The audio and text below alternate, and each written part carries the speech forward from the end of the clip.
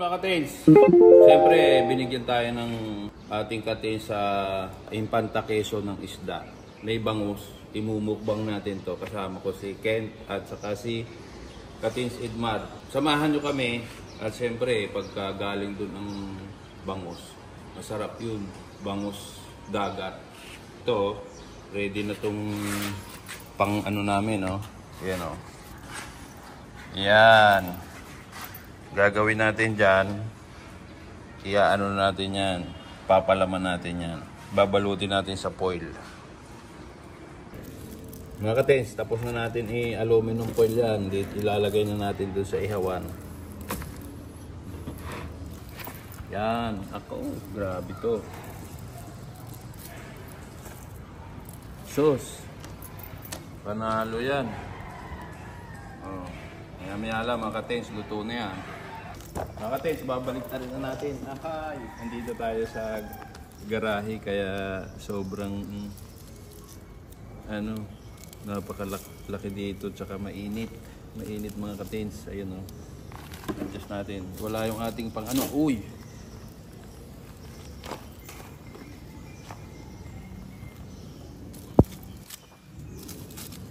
Ayan o mga katens. Kaunting minuto na lang yan. Luto na yan. Mga katens, hahanguin na natin to ha. Kasi tom goods na tayo, tom goods. Ayun o. Oh, luto na yan pag ganyan. Tsaka wala nang try yan. Talagang ay nako. Napakayami nito mga katens. Alam nyo pagka mga bigay lang. Yan talaga yung napakasarap. O, ready na yung ating sauce. Sausawan mga katens. O mga katens, kasama ko si Edmar. Shout out sa lahat ng taga Bukidnon. Oh, isa kasama ko si Cristiano. Shout out sa Roa City. Sa akong mga barkada. Bakas na kayo. Amindan. Gamindan. Bakas Mamua. Oh, alam niyo yung bakas? Hati daw, hati. O, yan mga kateng, siyempre, mumukbang tayo ngayon, mga bangus to. Yung bigay nung aming tropa sa Quezon. O, bago tayo kumain, try muna tayo. O, sandok tayo ng rice. Kubangan na to mga kateng. Ito, malakas na sudan to. Ay, ang tawag dito? Kanon? Kanon man? Sa amin, bigas. Ay na tayo. Ito, sausawan nyo. Oh. Mga katins, ready na yung sausawan natin. Kain mga katins! Kain tayo mga katins. Bangus tayo ngayon. Bangus. Parang, oh, ganda pala pagkano. Init. Ay, init, mainit. Bagong luto. Ayan o. Mainit siya.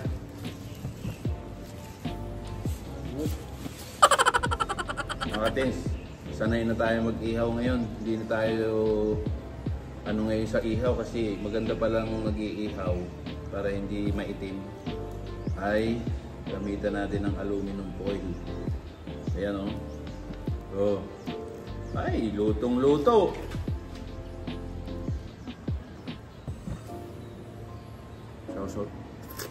Sausaw natin, init.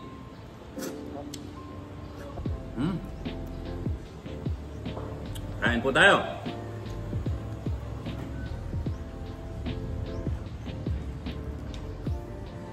Sarap pala ng bango sa Infanta Quezon.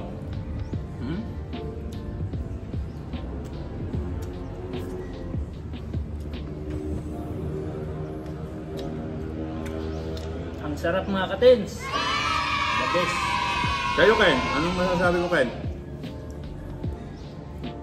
Wala na, nasobrahan na sa sarap, di na nakasalita. Ha? Sarap. Manami man. Manami.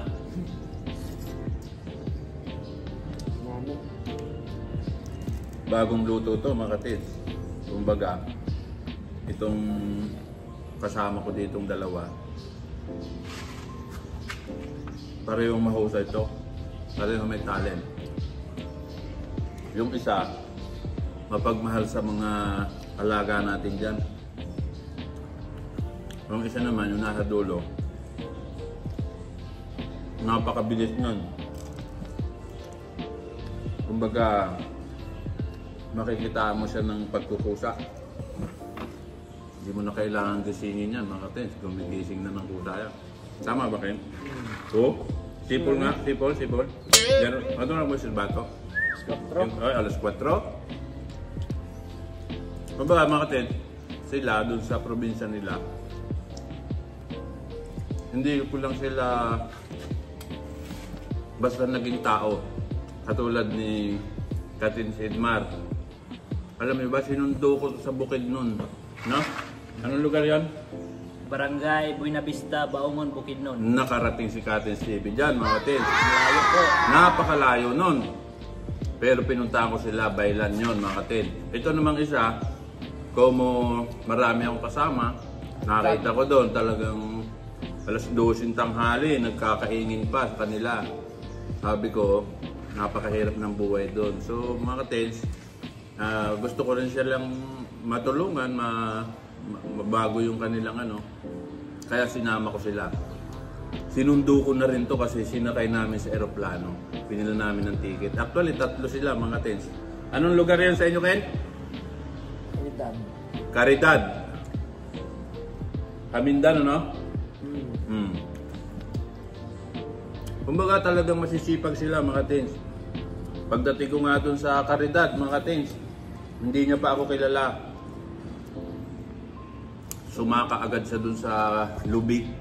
Sa amin yung niyog, ay yung puno. Kumuha ng buko. Bangin pa yun, mga teens. Diba? So, dun sa mga katins natin na nagkakaroon ng chance dito sa Manila, magsipag tayo. Ako kasi galing din ako sa katulad nila. Napakahirap na buhay. Siyempre, mga magulang ko, wala din na, kumbaga, may mga napundar sila pero dahil sa, yun nga, may mga nagkasakit, nagastos din. Kumbaga ako talagang nakita ko kailangan magsikap. So, kaya gusto ko sila ma-inspire, matuto din ng ginagawa ko.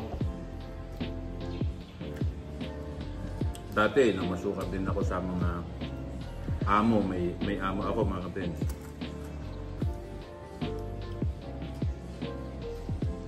Ang sarap ng bangus. Pakita yung bote. Oh, Coca-Cola, baga naman. Madalang lang kami mag-coke, mga kapatid. Hindi kami nag-coke sa biyahe. Dito lang sa... Thank you. Makita nyo si Ken. Hindi mo na kailangan utusan yan, mga kapatid. Yun yung kailangan natin, mga kapatid. Pag andito tayo sa Manila, Salamat. di ba? Ganun lang. Ay, sarap. Grabe. Yun lang talaga yun, mga katens. Shout out sa mga hindi pa kumakain. Kain tayo. Shout out ko pala yung mga inaanak ko dyan sa Infanta Quezon. Saka siyempre, si Katens Gina Kublarina Ilagan. Natutuwa ako sa kanila kasi masisipag sila.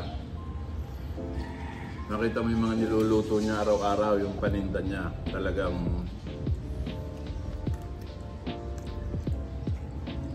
so malapit lang dito. Mga Katens, talagang bibili kami. Kasi masarap yung mga tinda niya, halo-halo, mga kakanin. Shout out din kay Katens Michael Oriel.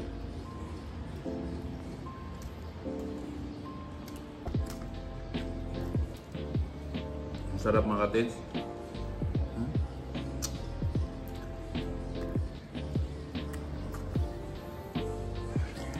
Oh, ano Ken? Kamusta ka dyan? Ha? Kaya na ng boses. Okay man O mamaya, kakanta na yan pag walang TV. Walang video. Bago pa lang sila dito mga friends. Kumbaga, malimit nyo silang mapapanood kasi sama natin sa ating vlog. Sariwa pa yung bangus, ano? Bang sariwa. Manamis-namis pa. Ito ang masarap sa bangus mga tins. Yung bandang tiyan. Ken, shout out mo si lolo mo. Ah. Ano? Yeah. Huwag kang mauya.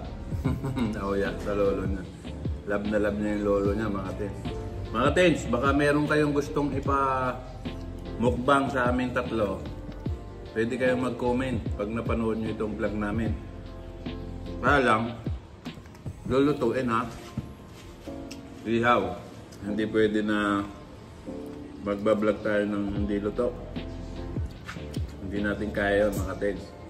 Pero pag meron kayong gusto, siyempre comment nyo lang pag napanood nyo to.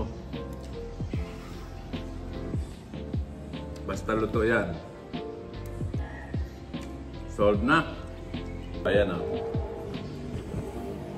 Tika mo na. Bago pala namin tapusin ang video mga tens, huwag nyo kalimutan i-follow si Katins TV sa Facebook page at sa YouTube channel Katins TV.